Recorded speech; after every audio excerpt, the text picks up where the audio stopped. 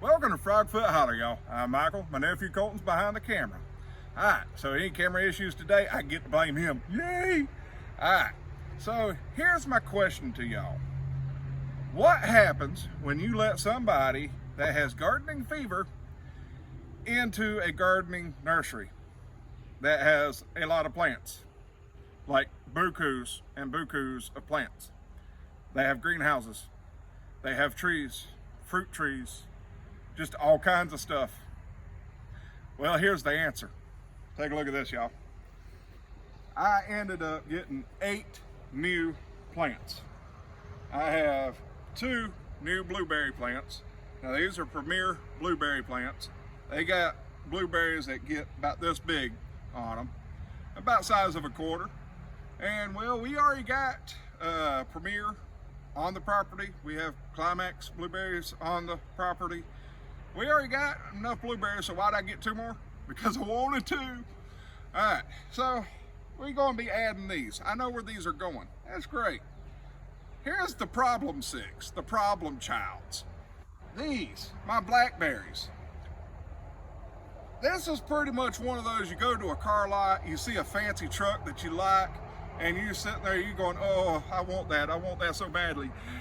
And you don't think about having to pay for it, you don't think about the insurance, you don't think about nothing other than getting it. Well, that's what happened here. I got me 6 blackberries. I got 3 Arapaho, and I got 3 Natchez. Now, the Arapaho are what they call an erect cane, which means they really don't need support. Once you plant them in the ground, you can pretty much let them do what they need to do, and they'll bush out to about 4 feet all the way around. And well, you gotta take care of them a little bit and prune them back every year, cut off the dead sticks and stuff like that. But you don't have to worry about them too much. So these are good if you want to, well, be lazy about it. But what I've been told, they give some really good blackberries. Now, these, my Natchez, these are what they call semi-erect, meaning they will support themselves up to a point, and that point is about right here. Anything above that falls over. So these have to be trellised, and they have to be really good trellising. But I tell you, I have the biggest problem because I don't know where these are going on the property. I can put them over here and they'll be in the way. I can put them over there and they'll be in the way. And I can put them over there and they might be in the way. I'm trying to figure out the best place to put them where they're not in the way for future things. So it's going to take a little bit of planning. So before I plant, I got to plan. Remember, plan your plants and plant your plan. Yeah, plan, yeah. Just PP it. That don't sound right either. All right, just make sure you don't do like I did and buy before you know where you're putting them. But we actually have some really bad weather coming in for the next couple of days.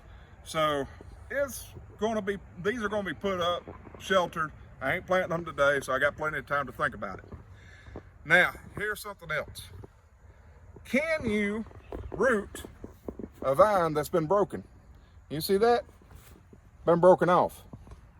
So what I'm going to do is I'm going to take that vine and I'm going to see if it can be rooted and be saved, and then I'll have 4 of these stupid things.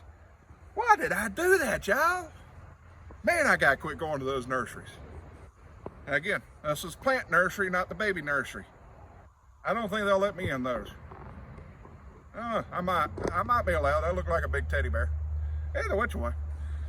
Now, I'm gonna take the cutting or the broken off piece, and well, we're gonna see about actually if it will root. It's a fairly simple process, but let's go show it. We're over here in the garden at the gardening table, and I got me a stick, y'all. I'm a happy southerner. I got a stick and I got mud. And with that, I'm gonna try to make a blackberry bush. I wonder if it'll work. So what we did is we went ahead and pre-wetted our dirt, or sorry, some people prefer soil. So this stuff right here in my hand that gets your hands dirty is pre-wet and it's got a lot of moisture in there. And well, pretty much all we're going to be doing is taking the broken off piece of that blackberry plant and sticking it in the dirt. Now, you see these little green things right here, and the green leaves coming out? They were coming out all down through here, so I pulled them off in preparation for this. And we're going to bury it about right here. So we're going to get it as far down in the dirt as possible to give it the best shot. Now again, I've never done this before. If anybody knows a better way, let me know. Because, yeah, pretty much I'm just going to put a stick in dirt and see if it grows. What a concept, right? All right, so we're going to take it, put it about center, and push gently down in there. Just like that. And we're going to take some dirt, and we're going to play pretty with it. Press it down, and voila, you have a stick in dirt. Or hopefully I'll have a blackberry plant. Now I don't know if this is going to work, but again, this came off of one of the blackberry plants. And if I didn't do this with it, it was going to die anyway. So if I lose it, no big deal. If I gain it, well, there's another daggone blackberry plant I got to figure out what I'm going to do with. Troubles, right? You just can't do everything right. All right. So we're going to take this and we're going to put it out in the sun tomorrow if it doesn't rain and rain and rain, because they're calling for a lot of storms. And I know over in Alabama and Louisiana, some of y'all folks are facing tornadoes, and I tell you what, y'all are my thoughts and prayers on that one.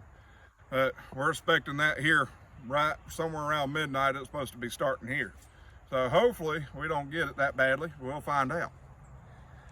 But we're going to have this protected underneath the shelter, and it's going to be out in the sun just as soon as it can be, and we're going to be babying it along, and hopefully it will grow. If it don't grow, well, I'll pull the stick out of the dirt and reuse the dirt somewhere else.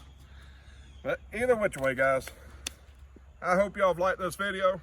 If you do like it, hit that thumbs up, share it, and if you think somebody might learn something from it, it ain't my fault. I tell you, I'm not educational, but I am funny sometimes. That doesn't sound right. You know I'm gonna leave that one alone, y'all. No way I put that is that gonna sound right. So I'm just gonna say I can be entertaining at times. Either which way, guys, y'all have a froggy day. This has been Michael with Frogfoot Holler.